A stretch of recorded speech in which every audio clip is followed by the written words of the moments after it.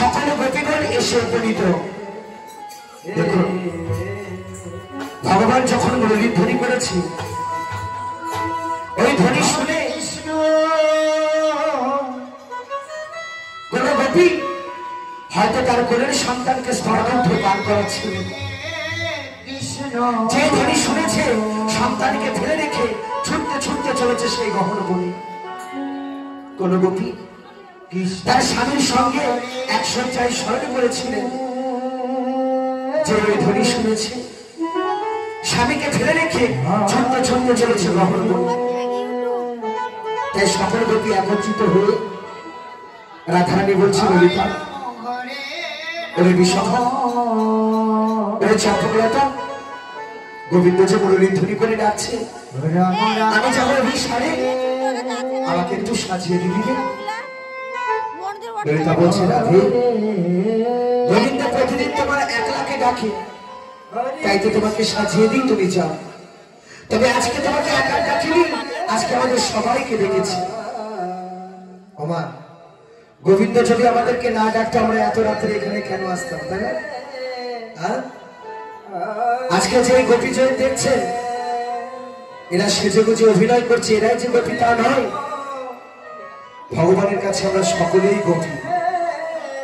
কারণ গোপী যদি না হতাম, এই গভীর নিশীতে বৃন্দাবনী গহন বনে এসে আমরা বুঝতাম, তাই না? তাই যার যার সাজা শেষে সেজে না। দেখুন এটাও রাসের সুর। তাই রাধারানী সাজছে, বললেন, আমার সাজে ওগো মুরলী বাজে না বুঝিল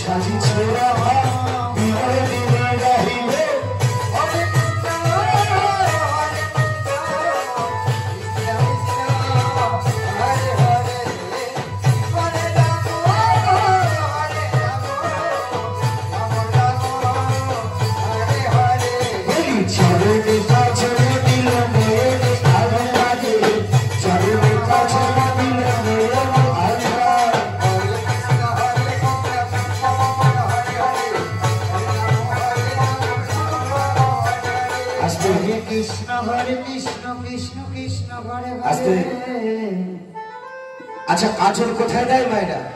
কোথায় পড়েন? হরে রাম হরে রাম রাম রাম চোখে। আলতা কোথায় পড়েন? পায়ে বা চরণে। তাই আলতা দিতে হয় চরণে, কাজল দিতে হয় নয়নে। কিন্তু গোপীরা আজকে সেভাবে সাজছে না গো।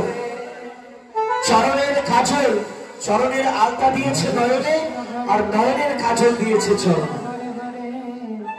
কারণ তাদের হিতাহিতি জ্ঞান নেই কিভাবে সেজে যেতে হবে আমার গোবিন্দের কাছে।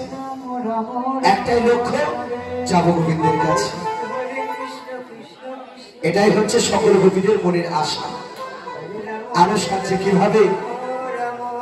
দেখো গলা ডোমালা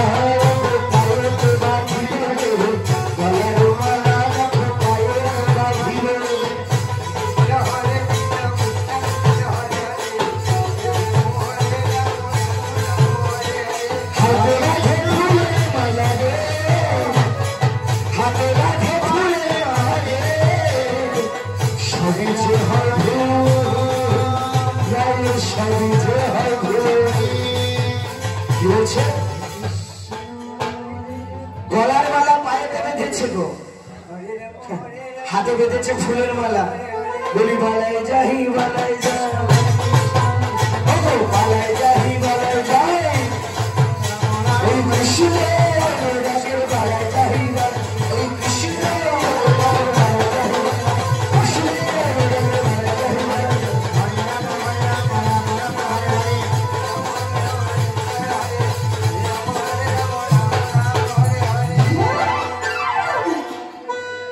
হরে কৃষ্ণ আপনি হয়ে পাগলিনী হয়ে পাগলের মতো সেজে গুজে কি মনে করে গো কেন এসেছো? আচ্ছা মেয়েটা শুনি তুমি কেন এসেছো গভীর নিশীথে? আসতে নেই তোমরা সবাই মিলে এসেছো। আসলে কি হয় জানো, যখন একবার এসেছো সুস্বাগতম হে মহাভাগা ওহে ব্রজের ব্রজ সুন্দরীগণ, তোমাদেরকে আমি স্বাগত জানাই। কিন্তু বলো তো গোপী, এই গভীর নিশীথে ঘরের স্বামীকে ফেলে সন্তানকে ফেলে কেন এসেছো আমার কাছে? তোমরা না কুলের কুলবধূ, তোমরা না পরস্ত্রী, তোমরা না আহিলিনী গোয়ালিনী, কেন এসেছো গোপী? আসলে কি হয় জানো, গোবিন্দ বলছো শোনো, এটা রাসের সুর। ওহে গোপী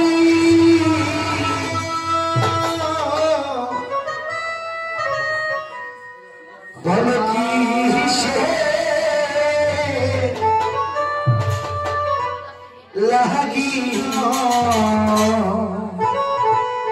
এই গহন বনে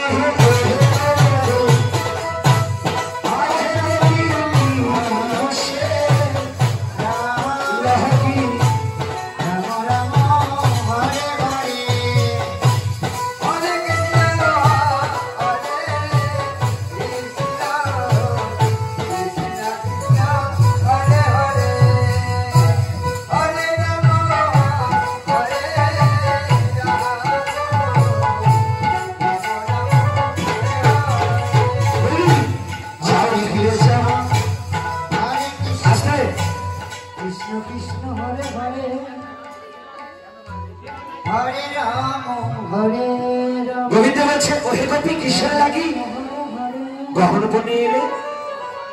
আসতে নেই গোপী, আসতে নেই। আসলে কি হয় জানো গোপী, আসতে নেই। তাই সকল গোপীদেরকে উদ্দেশ্য করে বলছে যাও যাও যাও, বলি যাও ধীরে যাও ভজনী যাও গোপীর বাড়ি, চালিয়ে যাও আগে ঘর তোমরা ভজনী যাও। একজন সতী নারী পৃথিবীর নাহি অন্য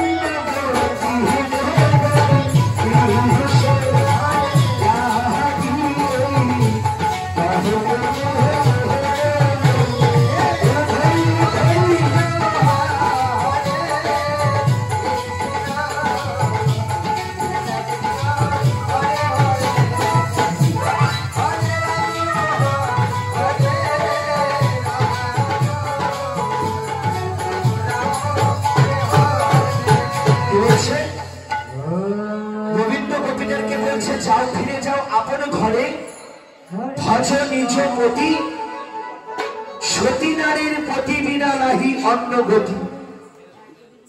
মায়েরা বলুন তো, যে হয় প্রকৃত সতী তার হয় কয় পতি? রাম রাম হরে হরে কৃষ্ণ হরে কৃষ্ণ। আচ্ছা আমার মা ঘুমিয়ে পড়েছে, দেখে তো সকাল হয়ে গেল, মা ওঠো।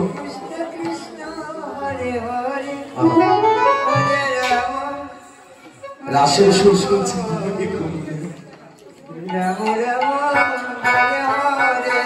যে হয় প্রকৃত সতী তার হয় কয় পতি? হ্যাঁ, যে হয় সতী তার হয় দুই পতি। কে কে? এক হচ্ছে গৃহপতি, বাবা মা দেখাশোনা করে যার হাতে তুলে দিয়েছে সে হচ্ছে আমাদের গৃহপতি, মানে ঘরের স্বামী। আর আরেকটা পতিকে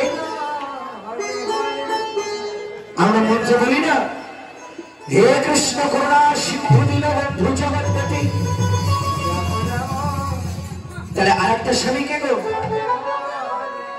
আরেকটা স্বামী হচ্ছে আমার অনাদিরাদি গোবিন্দ ভগবান শ্রীকৃষ্ণচন্দ্র। ধনী ধনী ধনী